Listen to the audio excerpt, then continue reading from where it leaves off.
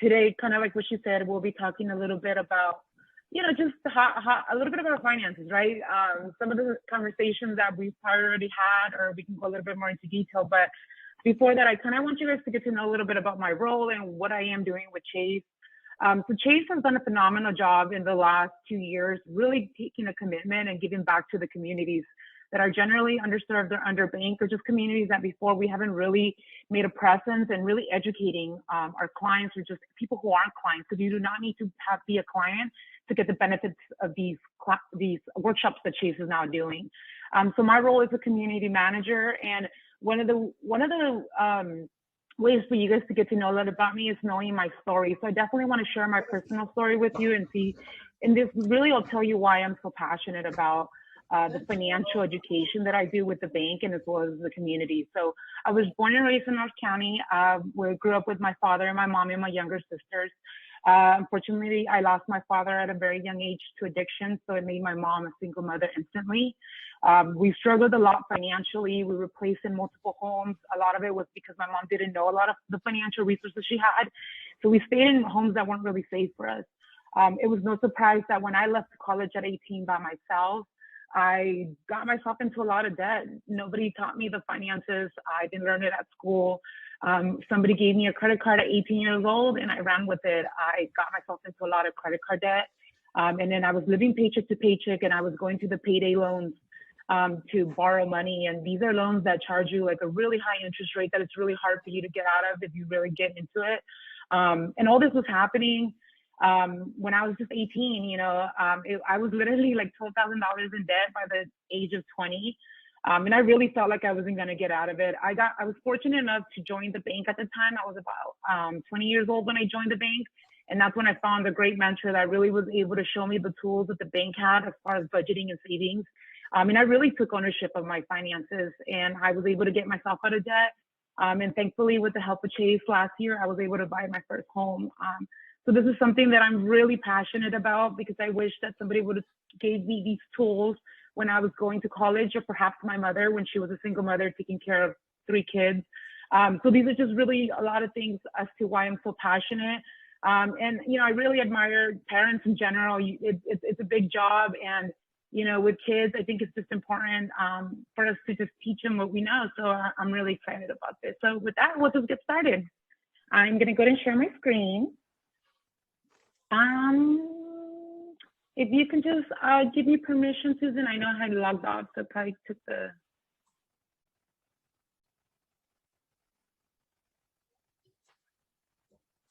Perfect. I think I got it. Thank you. All righty.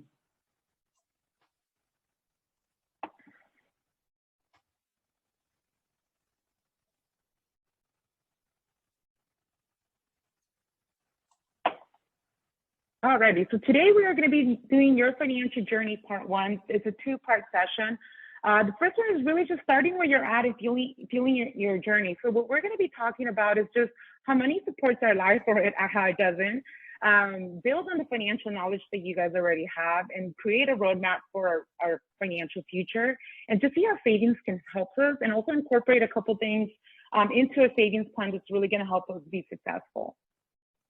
Just a couple things when it comes, because we are in a group setting.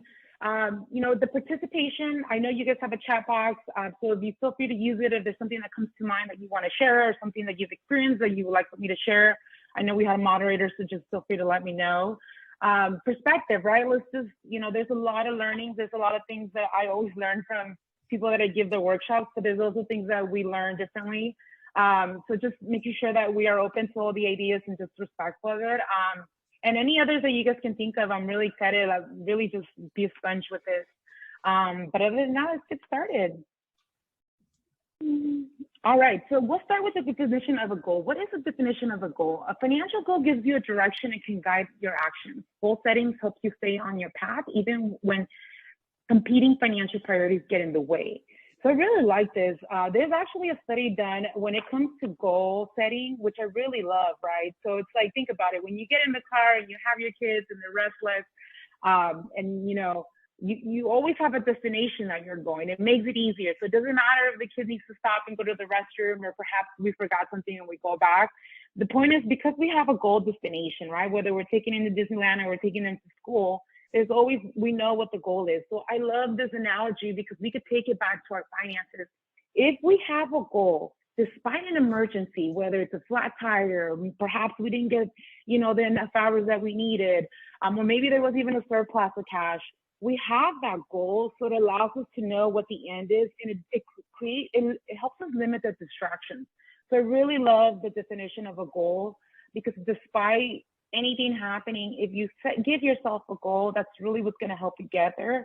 And we'll go a little bit more into detail how you can do that, but I really just wanted to let you guys know the why behind it. So remember, having a goal with anything just really helps us stay focused for those, those times that we just really get distracted. There is an activity which will provide a booklet for you via email. Typically, when we're in person, we do it. But the first activity talks just a little bit about understanding your goals. And I'm going to pull up a slide here. Let me see if I'm able to just grab that for you guys real quick. So this is really neat. Some of them, these are questions that I want you guys to ask yourself. We obviously are not going to answer them in the group, but just some things to think about. These are some really neat statements that we always tell our clients how to kind of start with. And the first one is, I feel like I have a good sense of where my money is going. So that's when I want you guys to assess yourself and ask yourself, do I strongly agree with the statement, disagree, agree, or strongly agree? The second statement is, I feel like my money goes towards things that are meaningful to me. Same thing, we'll grade it, how you're feeling with that. I would like to develop better savings habits. I would like to plan beyond my month-to-month expenses. And I would like to find ways for my debt to be less of a burden. I feel like I have a good understanding of money-related topics. So a lot of great questions, and everybody's going to be different at different stages of life. We might go to strongly disagree and strongly agree. We might be neutral. But these are really great questions to just ask yourself, perhaps ask your, anybody, a friend, a family member. These are sometimes tough conversations to have, but I feel like when we start being honest with ourselves where we really want to be, that's really what's going to help us. So that would be provided to you guys. So I just really wanted to share with you guys on that. So that's what the activity is. Activity 2, this is a really neat activity. I really like this one because a lot of the times, we talk about goals, and sometimes we might know, like, we want to go on this trip next month, but goals don't just have to be immediate. The really neat thing about goals is that they can be 6-month goals, 2-year goals, 10-year goals, and even longer than that. So we call them short-term goals and long-term goals. And one of the things that I really like doing is separating them, because a lot of times we can get frustrated. We have a long-term goal that we feel like we're not getting there. And sometimes it's really not about that. It's really about knowing that, hey, maybe your goal is going to take a little bit longer. How do we create smaller goals financially so it can keep you motivated? So I really like this concept of really separating your goals in time frames, so like that you're not feeling frustrated with time, because I know that sometimes happens, right? Some of you guys might have seen this. If you're not familiar, I'll go a little bit into detail. SMART goals is a really great way for us to get into detail without missing, perhaps a step. It's going to make it easier for us to help us get to the goal. So if you look at it, it reads SMART. If you look at it down that way, and the first letter stands for specific. Be as specific as you can, right? A lot of people say, I'm just saving to save, right? So a lot of times when you tie something specifically, that really helps you understand, okay, this is why this goal is important. So the first one is, I want to have a rainy fund in a savings account. I will challenge that statement and say, what do you consider what do you consider something that you could use a rainy fund for, right? Because for some people it might be the car broke down. For other people, it's like, we really need an outing. And that's okay. I think it's just important to get detailed, so when something does come up, you know what your goals are. The second one is measurable. So you want to put like a number to it, or perhaps it could just be like a certain amount, a certain percentage, which really helps you get to the goal, and it can show you your progress. So in this case, my target would be 200. Is it achievable, right? Are there steps that are really reasonable within my financial situation right now that I can do this? And here it says, I'll set up a budget and prioritize savings 10 a week for 20 weeks. So if I can do 10 a week, that is a very achievable goal, because to me, it's something that I can do within my finances. So those are just things for you guys to think about. And relevant. Is it important to me? And if it is, why? And the reason is I often worry about money when I have a financial setback. And then the last one is time bound. Is I will save $200 by perhaps a year. We divide that by 12. It tells you how. And I'll even make it simpler. Let's say that we want to do that in 10 months. All we have to do is save $20 a month, and in 10 months we have our $200. So it's really neat how we can do that. And I'll be honest with you, like I put myself in SMART goals, and sometimes they work even after I teach this, and sometimes they don't. But I'll be honest, what really helps me is knowing why it's important. So if I know I want to go on a trip, I really want to make sure. For me, my favorite is the R, the relevant, is the why. You know, the kids have never been to Disneyland, so this is when it's going to help me stick to the goal. I've never traveled to, you know, a different state in California, so that's why it's important. So really make it fun for you guys too. I always say that. Just don't think like, oh, here we go again. We can't go here because we're saving. Just remind yourself, which that helps with sometimes prolonging that instant gratification when we want to dip into our savings. A SMART goal really helps you guys just really stay focused with that. Alrighty, so activity 3 really is just knowing what's important to you. We talked a little bit. I did share a little bit about my goal as to like what helps me. I'm not sure if anybody wants to share in the chat box which one was their favorite letter. And if anybody shares that, awesome. If not, no worries. I'll share a different one. Did we get any in the chat box? Alrighty. Nope, nothing came in. All right. So then, okay, no worries. Thank you. All right. So this is a big one, right? Pack your bags, or is it baggage? When we think of a trip, we're either packing bags or we're not. So the baggage is, are we able to go on the trip? Are we able to do that goal financially? So it's really important. One of my favorite things when it comes to talking about money, even though it's sometimes not the easiest, it really is the attitudes and beliefs that we have about money, right? What are our core values? That means what's really important to us. And I think those are just things to really think about as we're kind of just setting our goals. So when I think, and I will ask in the chat box if anybody can just share with me, can you just put it, where do you think we get our beliefs about money? Can anybody just share that? Like, where are some places that you hear about money and you're like, oh, I learned that somewhere, or maybe I heard an opinion about money. I'll give it a couple seconds, and if you guys need some help thinking about it, no worry, I got plenty. Looks like I have one. Parents, yes, parents. And you guys are all parents, family and friends, coworkers. I love that. I love the coworkers because sometimes you work with them, so you can't avoid them. But yeah, absolutely. Parents, friends, and family. A lot of times it comes from the closest family relatives. So something just to be aware that that's where our beliefs come from. So when you look at your financial picture, really ask yourself, where are you getting this information? Does it feel good to you? And does it align with the type of life you're living? If not, how do we help you change that? And this is really why we're here. So a lot of great answers. Thank you for that. Oops, oh, come on. All righty. So this is a really neat activity that I'll invite you guys to do, but it talks about your top 5 values, the 5 things that are most important to you. And what I want you guys to do that is describe your ideal life. What are you doing and who are you with? Describe your happiest moment and describe your most proud moment, and write 5 words that define your most important values. So this is a really neat activity. I really like it. And one thing that I've noticed, and I'm only going to speak from experience, is that growing up, because of my financial burden, I always thought that an excess amount of money was really going to make me happy until I started to realize, what is it that I do value? I'm very family oriented. My mom and my sisters were very close, so we like to do a lot of activities together. So I slowly learned that a lot of my money goes to a lot of social things. And that really was what makes me the happiest. However, there is boundaries that need to be made, because we can't always just splurge financially every day, because it's going to get me back into perhaps like another debt. And that's something that I really want to keep away from. But knowing what's important to you will allow to understand what type of spender you are.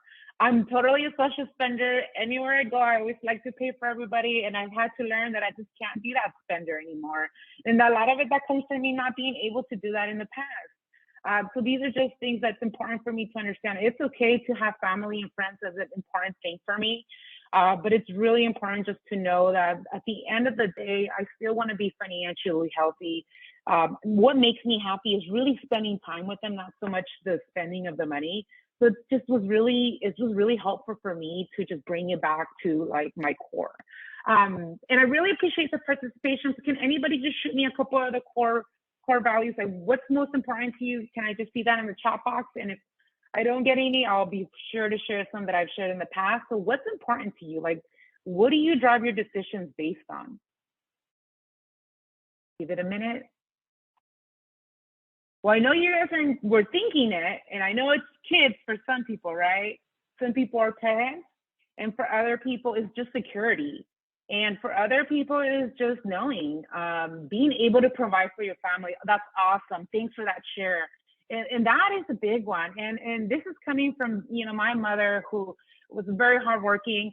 She did worry about that every day. So, you know, those are some great core values, and that really shows how close we are with our family. So thank you for that share. Let's go on to the next one. So your money and your story. So everybody has different values, and we all spend and save differently.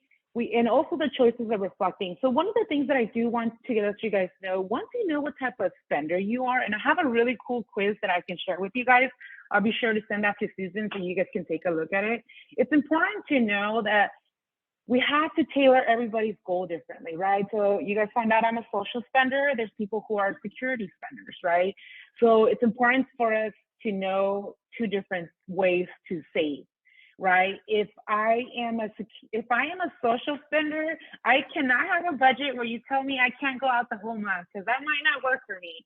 However, if I am a security spender, I'll be like, fine, I'm secure with my money. I'm ready not to spend $1 for that whole month. So it's just really important to know what type of spender you are and what's important to you, because that's really going to help with, you know, the savings plan and the goals. So that's kind of the thing that I wanted to share. You know, we do tailor just to make it more relatable, which is one thing that I do love. So once you look at your financial roadmap, what do you need to do to get to your destination? Remember, we talked about that goal. So it's either increasing your income, increasing savings, improving perhaps your credit score, which stay tuned for part 2.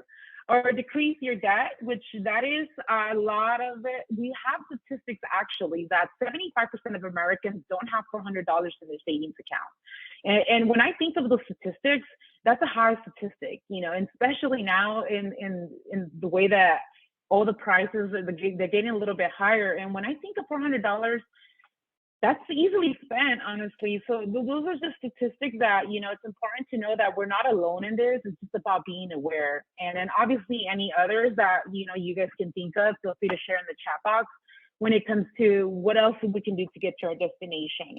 But the really neat thing about these questions is that I never want you guys to think that it's impossible, because there is a way. It is just finding which channel you're going to have to go through to get to your goal.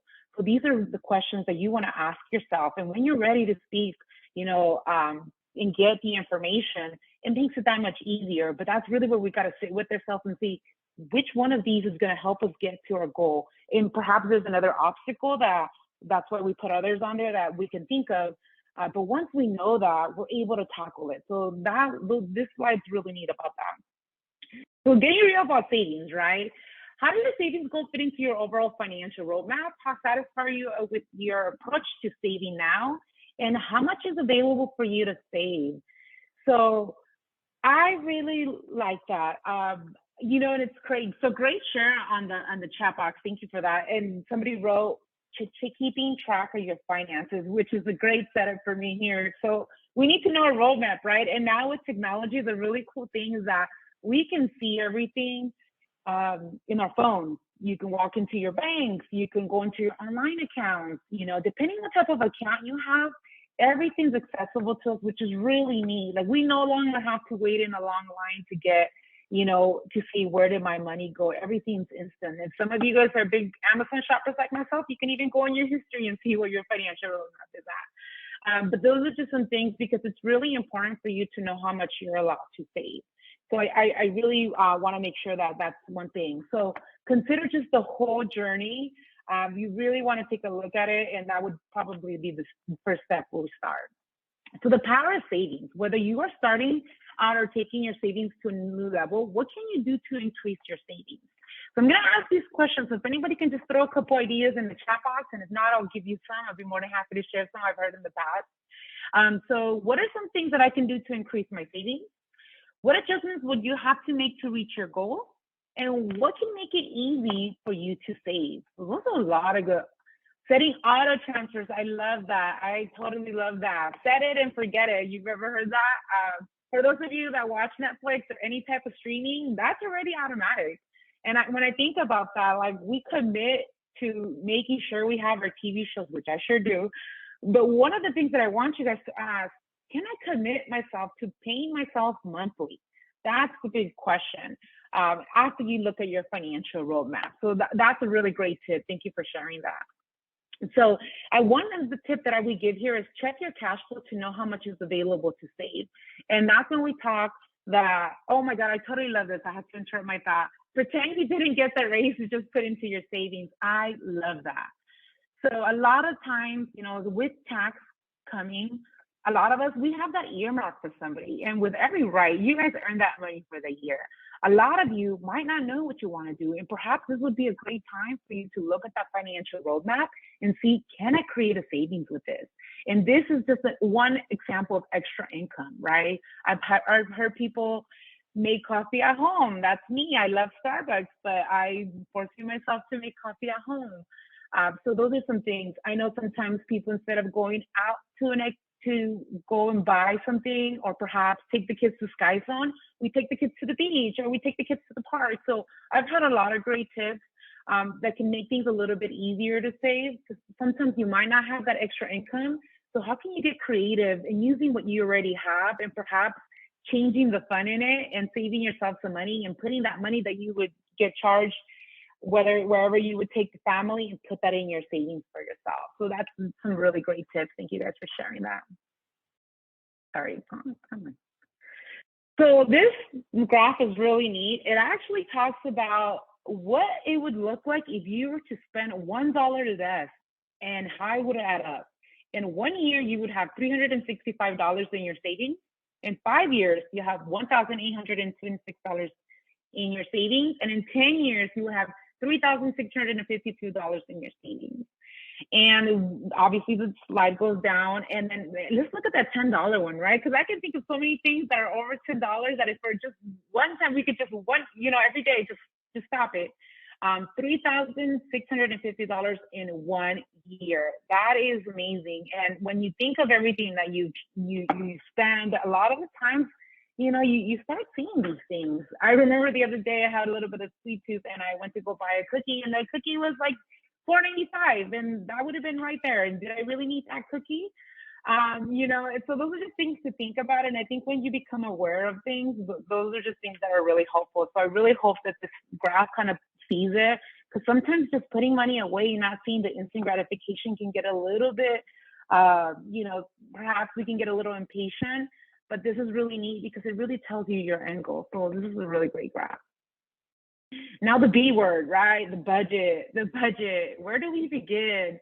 So building your budget. And one thing I'll tell you, dealing with a lot of credit card debt, it's so important to have the right habits. Habits. I always equate a budget kind of like a cheat day, right? Like when you're trying to be when you're trying to be healthy, right? And you have a health goal, and you have your cheat day, you want to have your body be healthy, but there's going to be a couple of days that you still want to splurge a little. I say the same thing with your financial wellness.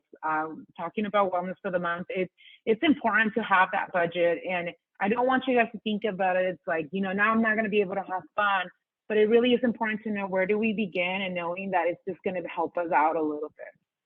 So this is a really big activity, and I promise you, if you even just try it and forget it, or even stick with it, it's really going to help. But this is really what helped me personally start my journey.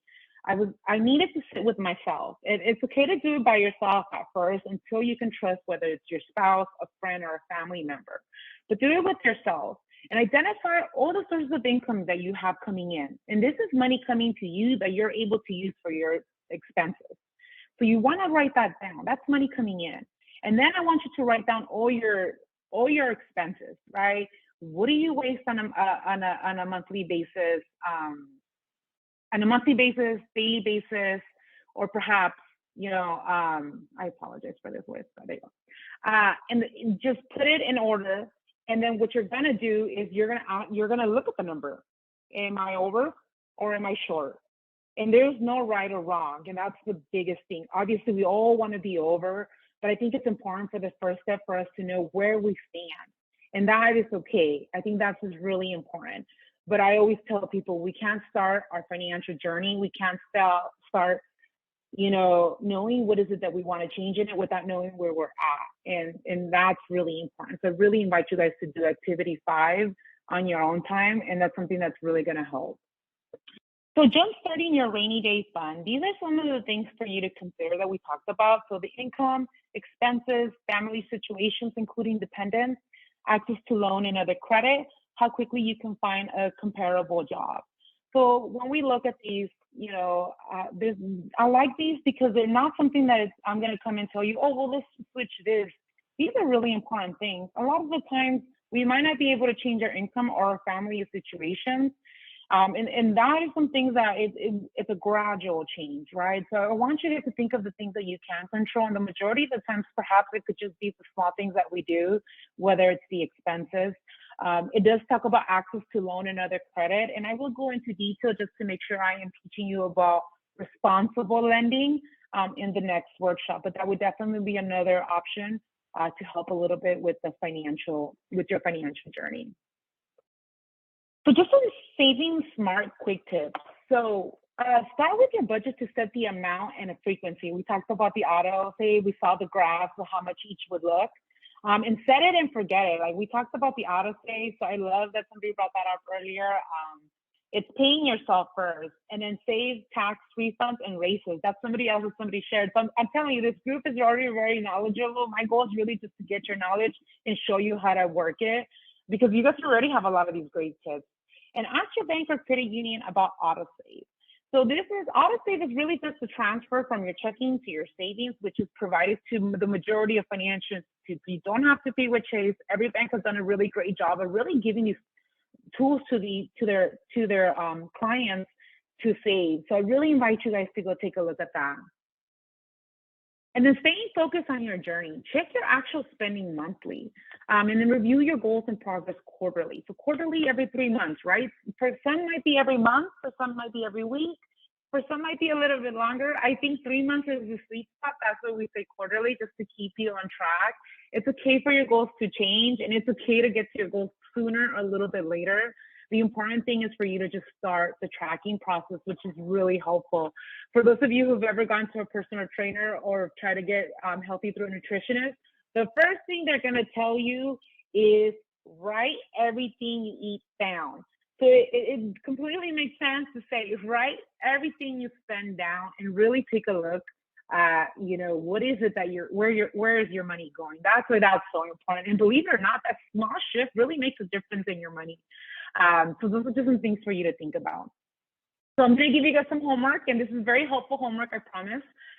Organize your financial documents. So gather your documents, post your goals, someplace that you can see them. Use your calendar to track milestones. That's a really neat one, right? So we talked a little earlier about, like, if you want to save $100 and perhaps you want to do that in 10 days, guess what? That's $10 a day. And you can even put that on the current calendar. That would be a short-term goal. Perhaps you have a long-term goal, which is buying a home. That might be a year, 2 to 3 years. We don't know, right? But that's considered a long-term goal. So we will obviously divide the amount of time that we have and the amount that you need, and then put that on the calendar. So that's a really neat thing.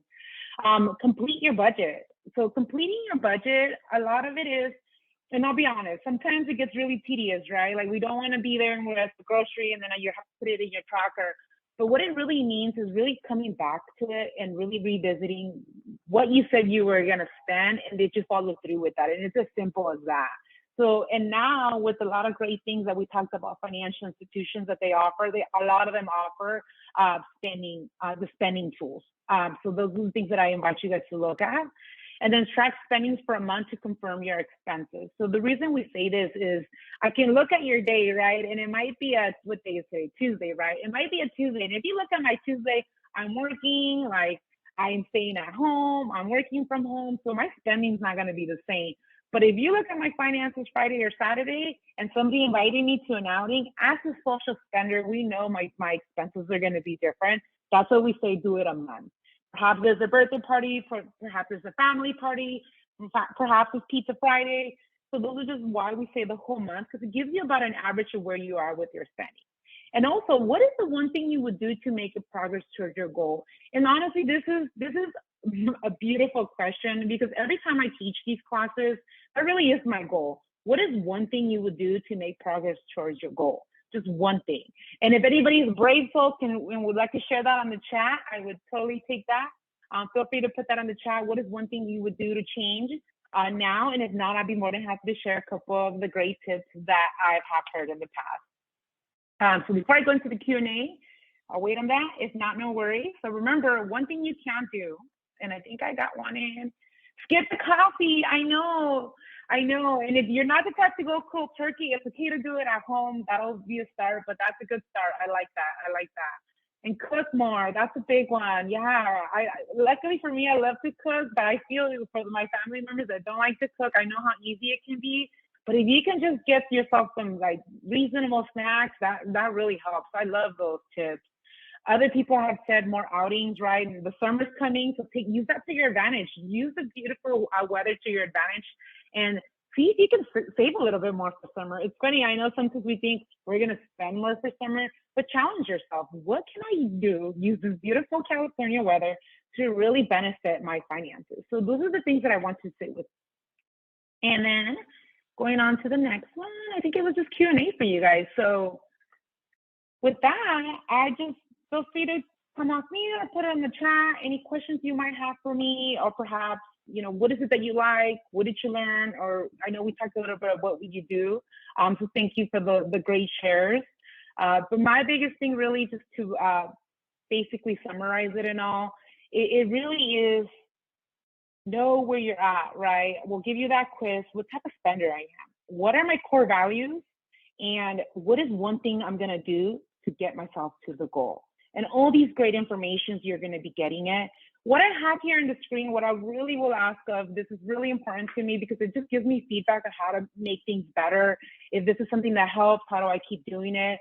So if you just want to grab your phone, you can just scan it and it lets you go to SurveyMonkey. My goal is to have outstanding service.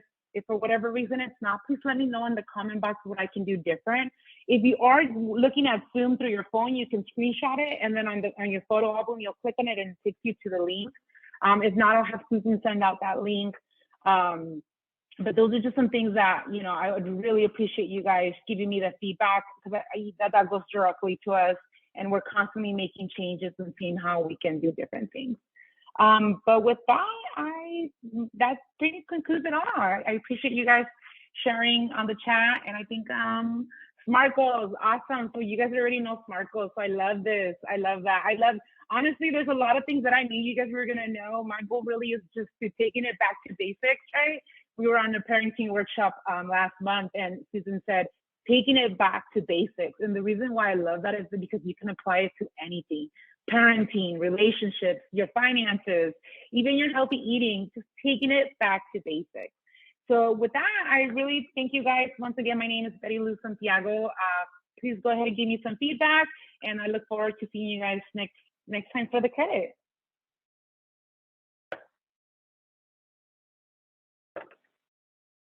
Oh, Susan, you're on mute. Thank you so much. I was just going to say, if you guys could just maybe put one thing in the chat that you were reminded of, that was reinforced, or maybe something that you hadn't thought of in a particular way, that would be fantastic feedback for Betty, but also it would be great for us. This is actually our third wellness month. It's our theme since February has been Heart of Your Family. wellness, and we did physical wellness in February with a kickoff with our 5K. We did emotional wellness last month, and this month we're on financial. And all of those resources are available to you. And so just shoot an email if you would like to learn more about any of those. And I will just quickly here put our info email here. As I said, we have been recording, and this is something that is going to be put on our YouTube channel. And those of you who have attended, you will get a direct link once we have that prepared for you. I do hope that you will sign up for our next webinar, financial webinar. It's on Thursday, the 28th. And when we follow up with you with the link, we will provide that as well. Also, that is available on our Facebook page, Hannah's Family Center. That's a super easy place to find information as well. Betty Lou, I just want to thank you so much for doing this today. And honestly, we're just so pleased to be able to collaborate with Chase Bank on this.